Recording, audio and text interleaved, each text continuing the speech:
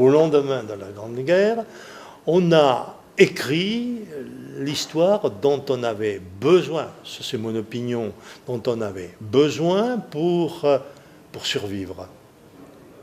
1 400 000 morts, c'est quelque chose d'absolument hallucinant sur une population de 40 millions d'habitants à peu près. Ne perdez pas de vue que c'est un tout petit peu plus de 10% de la population active. Bon. Donc il fallait rétablir une situation, et cette situation a été, vaille que vaille, rétablie au prix d'énormes sacrifices. Maintenant, c'est terminé. Aujourd'hui, nous sommes dans le deuxième volet de l'histoire post-Grande Guerre. Nous sommes un siècle après. Nous quittons la commémoration pour le pèlerinage, pour passer dans le domaine de l'histoire. Nous avons une responsabilité. Cette responsabilité consiste à effectuer la transition.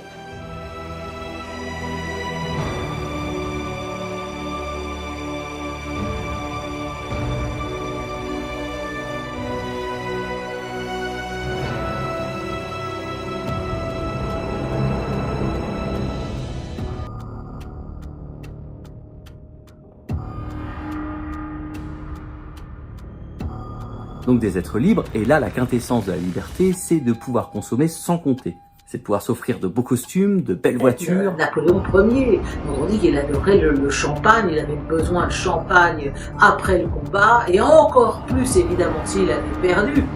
À l'instar du loup-garou de Londres, la jeune fille va voir revenir dans des cauchemars une amie décédée suite à l'attaque de la bête.